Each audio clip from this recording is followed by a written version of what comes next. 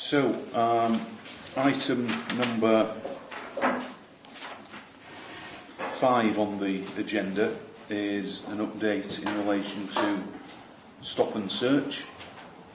And again, this is related to the police and crime plan in terms of scrutiny of stop and search powers. And again, just by way of introduction to this, clearly we know that the use of stop and search can have a significant impact on individuals and communities.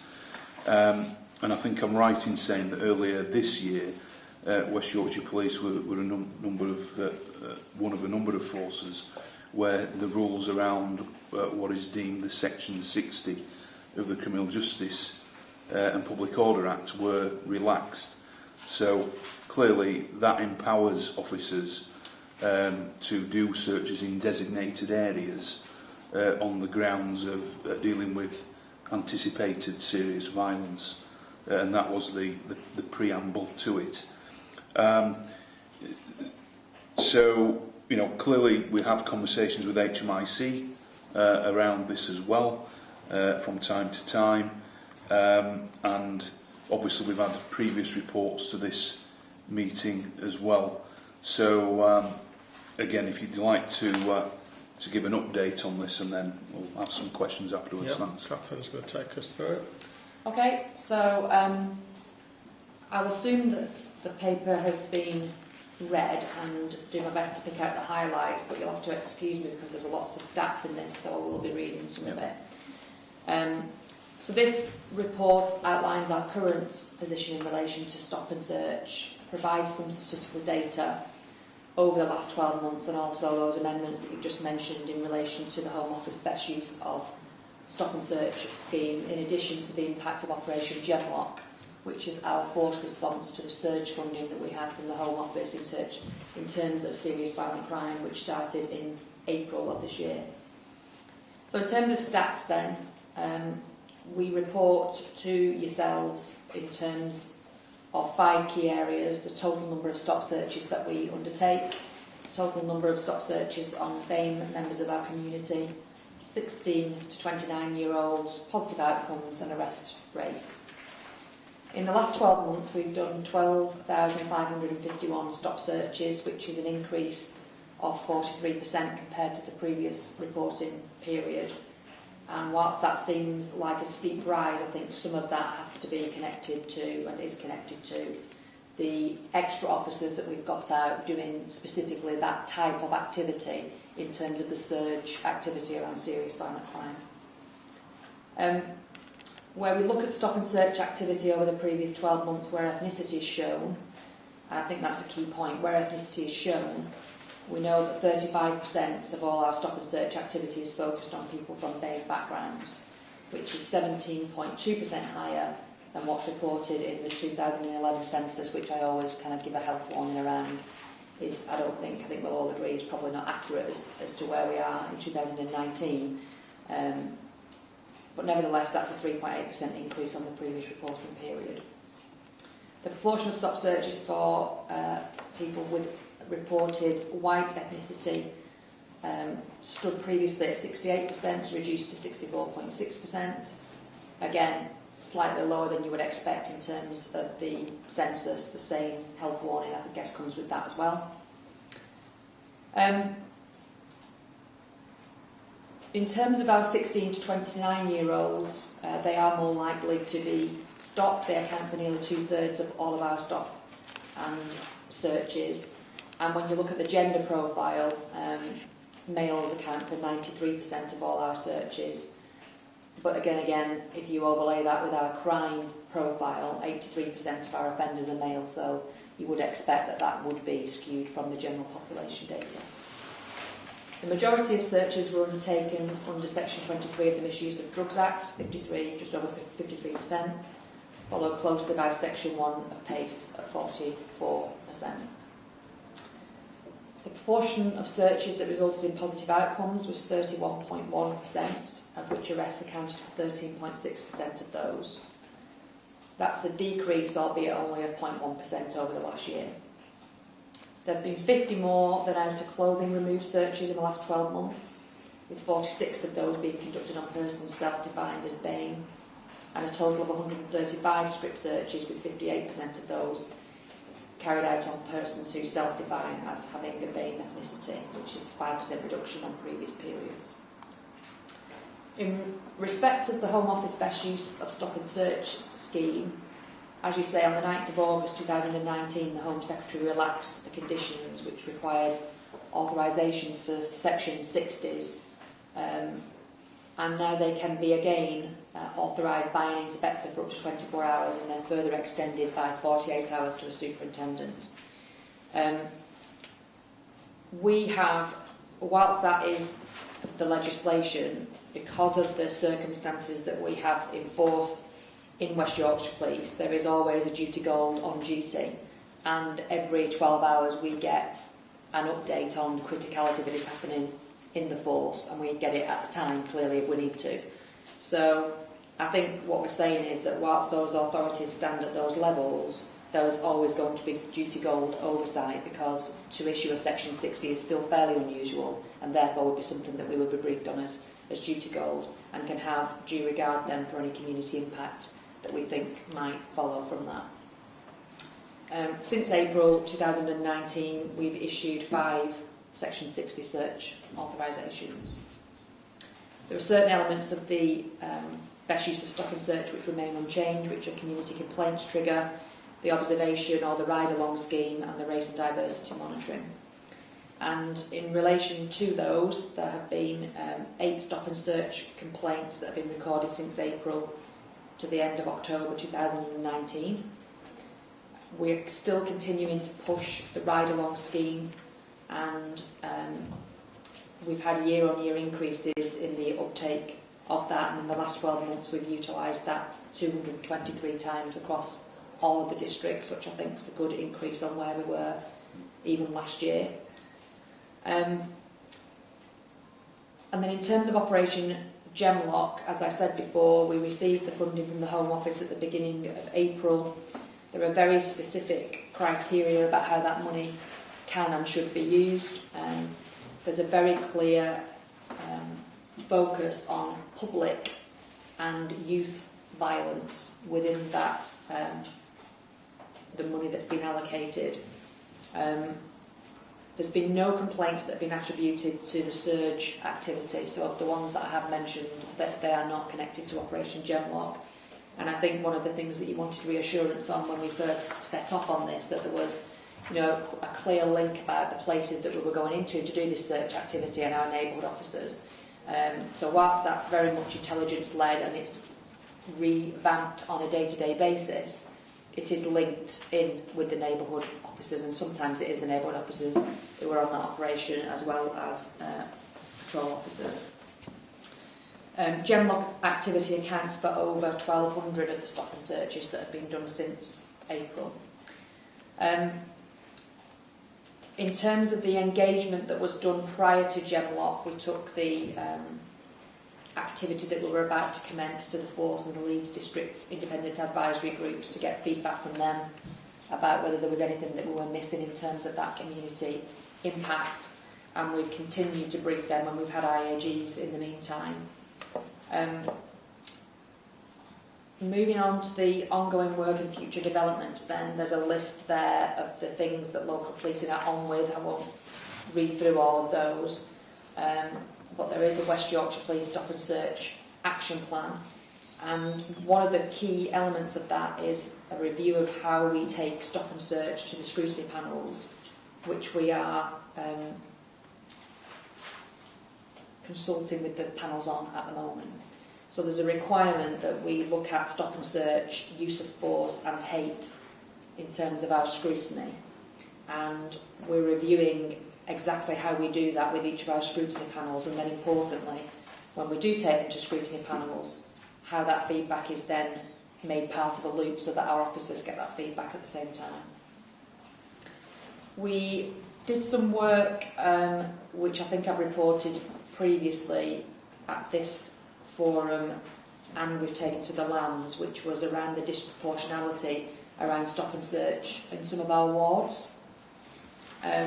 local policing and performance review identified wards with the highest disproportionality rates, and you'll remember that we talked last time about some of that data being dependent on the self-defined ethnicity being filled out on the forms, and we've improved that from 70% to 80% in the last few months, which is good because that means that the data that we're looking at is more accurate. We then overlaid the crime data on top of that disproportionality to look at questioning ourselves really about intelligence-led and whether there was any unconscious bias in terms of how officers were going about their duties. We've taken some of that feedback on some of the specific wards to our scrutiny panels to allow them to give us some feedback. We're doing further work. I think this is one of those areas that, despite asking a number of other police forces, it's a difficult area to try and unpick in any greater detail than we're already doing, but we're always looking for other ways in which to try to compare and contrast that to give us a better understanding of why certain places may look disproportionate, which doesn't, rarely means discriminatory. They're two different things. I think that's probably as much as I wanted to pick out from the report itself. Apologies that there's quite a lot in there, quite a lot of stats that seem to have been thrown out. I appreciate that. Yeah, no, thank you. There is a lot of detail in there. So I will ask a few questions related to that. So, clearly, given the announcement around the relaxation of the best use of stop and search and the Operation Gemlock activity which you've spoken about, I did expect to see that increase, and as you've said, Gemlock does account for around about 1,200 of those stop and searches. But I guess it's just providing more narrative around the overall increase of 43% other than the Gemlock activity. Yeah, so I think a big proportion of that increase, 31.6%, can be accounted for by Gemlock, so that's the first thing to say. Yeah. I think the relaxation around the Section 60 is actually negligible in terms of what difference that makes. There's been 5 of them used, that won't make a big difference. Yeah. It's impacted when we use it, but in terms of the volume, it doesn't make a big difference.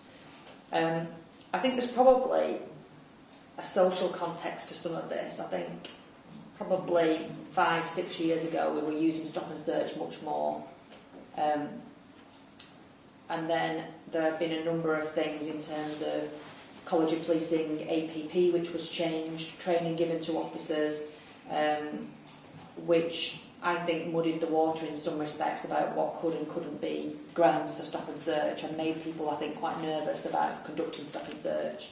We've obviously had less officers in those years as well, which mean that the ability to be more proactive and do things like stop and search when you're not on rest day all the time is more difficult.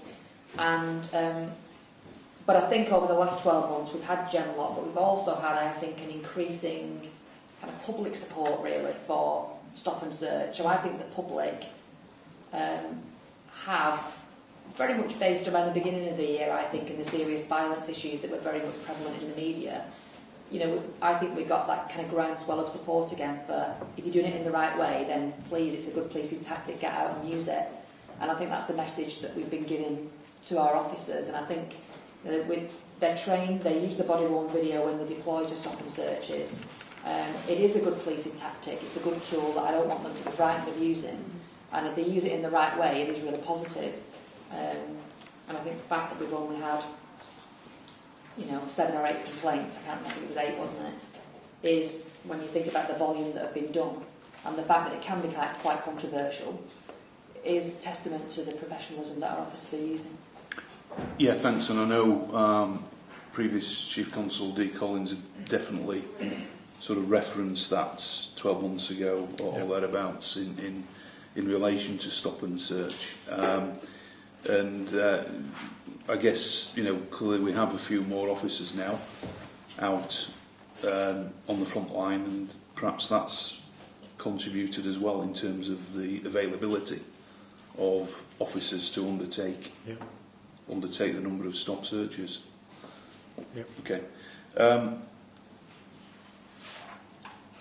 So just moving on then, in relation to the BAME, the black and ethnic minority, that's showing a 35.4% stop search rate, which is a fair bit higher than the sort of local population in West Yorkshire. Although, again, Catherine, I accept that the census data of 2011 is now clearly well out of date, so we always need to bear that in mind.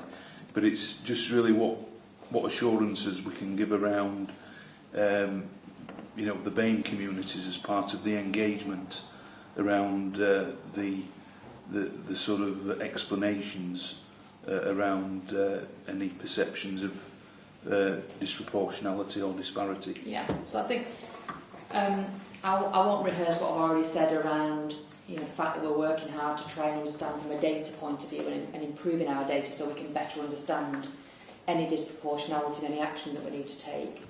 But I think in terms of giving reassurance to communities, first of all, we regularly take issues around stop and search to our force and district IAGs to enable us to explain and consult upon any changes. The best use of stop and search is a good example of that.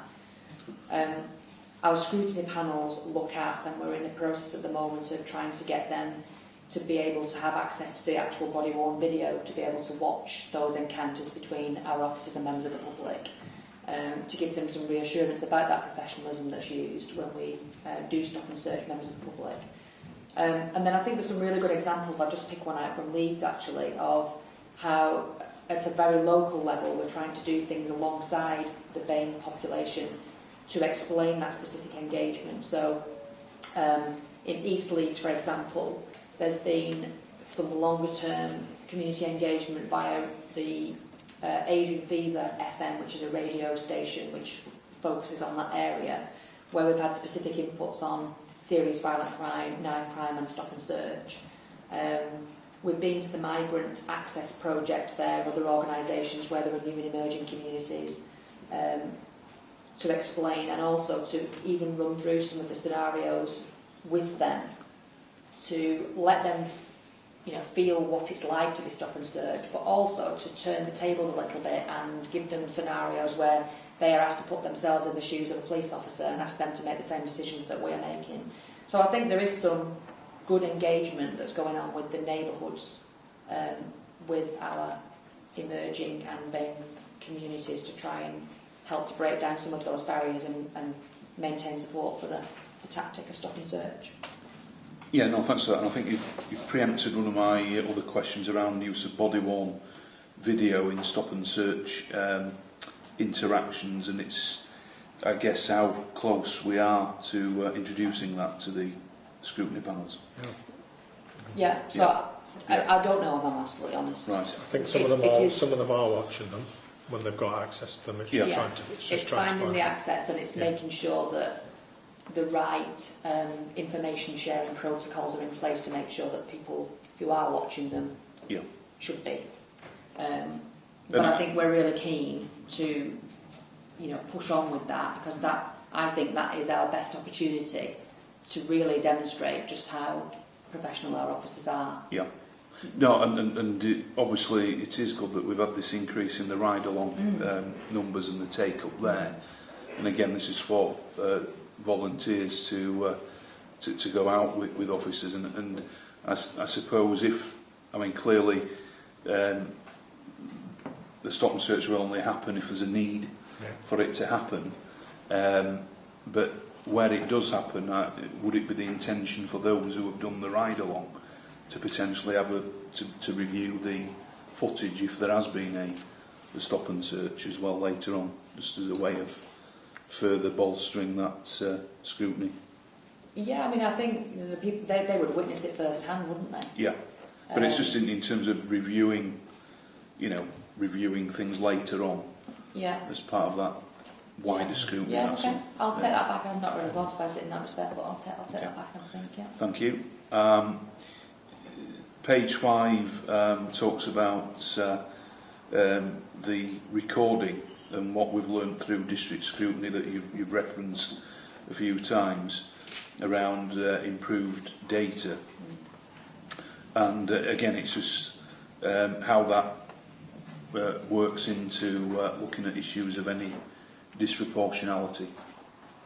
So I think I've partly answered this probably in relation to another question inadvertently, but I think one of the key things is trying to get our data to be as accurate as it possibly can be, so we know when we are looking at any disproportionality that it is true disproportionality as opposed to a data glitch. And a big part of that is the self-defined ethnicity of individuals who are stop and searched. And we know that sometimes either officers don't want to have that conversation because it is so obvious that it seems like, so in sometimes quite a difficult encounter, it seems like a question that could provoke, you know, a response that isn't necessarily helpful to the encounter that's being had.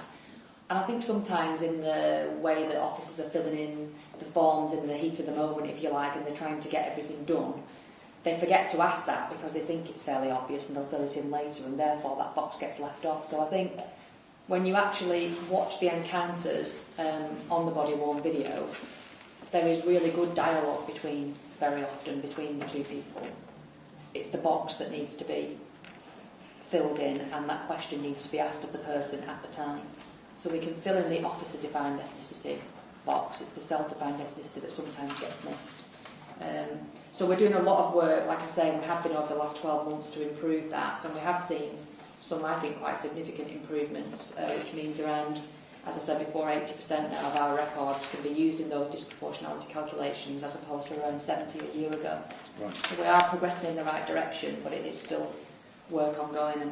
And as I mentioned before, when we do get that information, we do discuss it with scrutiny panels, who then feed back via the SLT member on the scrutiny panel to then give feedback to the individual officers. Okay.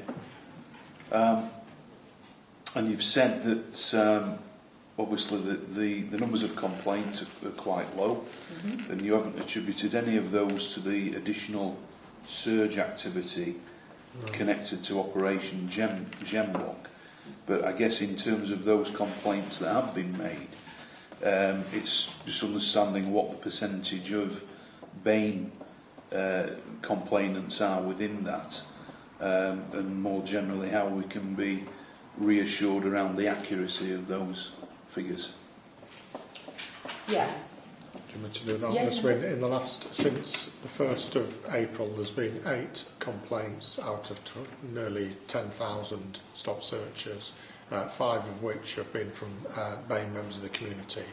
But I'm not in a position to say that those are around discrimination, because all of the complaints are about I've been stop searched. Yeah. But I'm not saying all 5 of those have been attributed to I've been stop searched because of the colour of my skin. Yeah. Since the beginning of the year, it's 15, so that's a slightly longer period, and there's been 10 from a BAME community. So again, it's a similar sort of ratio, between 60 to 70% of the complaints are from BAME members of the public. So it is a higher proportion, but it is still incredibly low. Each one of those then instigates the best use of stop search community trigger scheme. They're reviewed by IAGs and the scrutiny groups, and of course every one of them goes through the full professional standards assessment and review.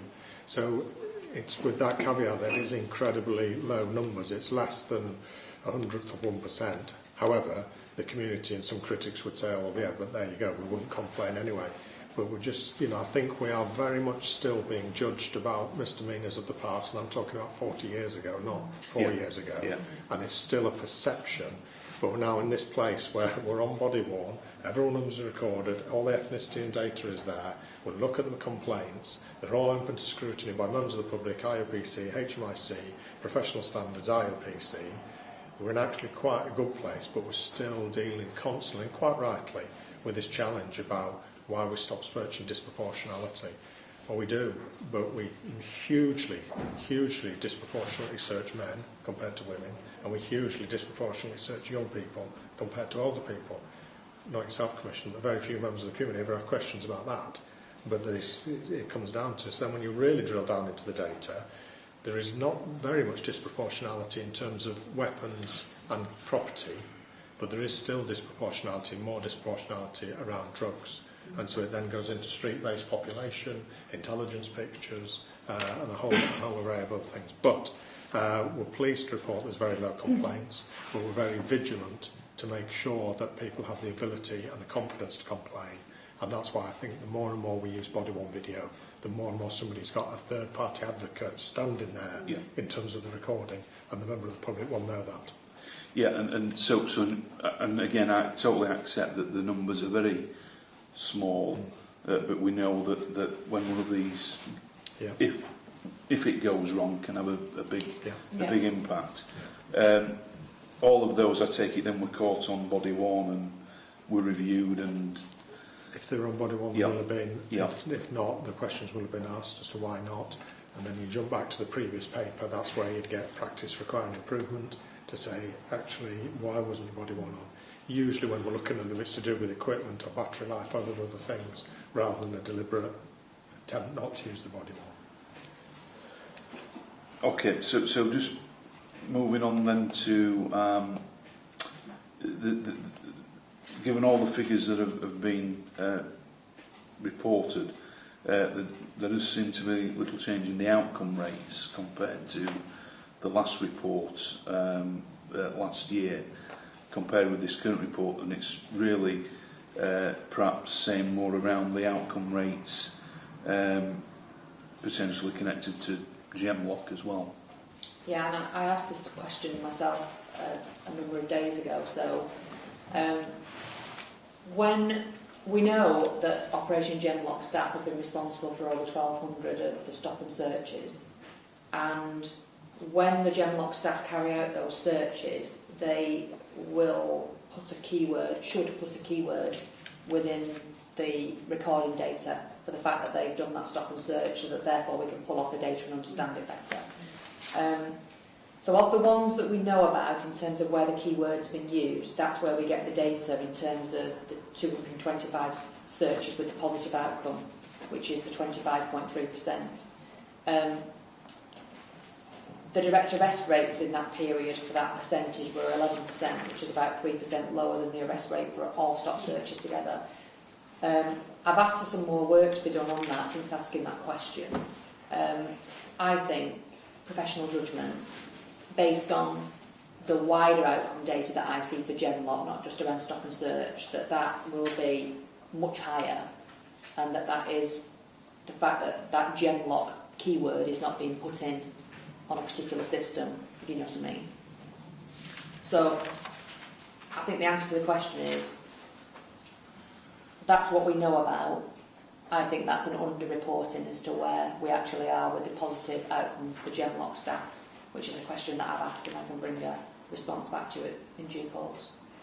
Yeah, because I'm just trying to think back to the criteria around the GemLock funding, John, in terms of, was that one of the indicators that needed to be? I don't think they particularly said stop and search, because again, if you remember the partnership executive group, we spoke jointly about making sure that it was outcome based rather than number of stop and searches. No, sorry, and that's what I mean in terms of the outcome. Yeah. In the outcomes in relation to the GemLock activity, including stop and searches. Yeah, no, I don't think that was a specific part to it. We were really clear the proper outcome for us is less people being harmed through the use of knives, not loads of stop searches. So we're monitoring it to show our proactivity, and hopefully at the end of it to show the correlation between street-based use of knives, where there's been higher stop and search, is then an indicator that tactic works. If there's not been, then it's other issues, and it's just using it there. So it wasn't a direct outcome of the search funding, but it's a positive element, yeah. I suppose the point Catherine makes is, of those GemLock searches, for none of those to have resulted in a complaint, they're the more proactive end of stop and search rather than the reactive end, which is where the vast majority are. So I think it's a good news story, that. Okay. Yep. Just another question on the table of outcomes on page 5. Have you looked at that in terms of ethnicity and gender to see if there is consistency across the outcome rates? I think we are able to, but it's not in the report, so I can't answer that right now. But yes, about whether there's a higher outcome rate, but we can come back to you in the next report on that. Damien, yeah? Thank you. Okay, thank you. I don't have any further questions on that, so thanks for that report and update. Thank you.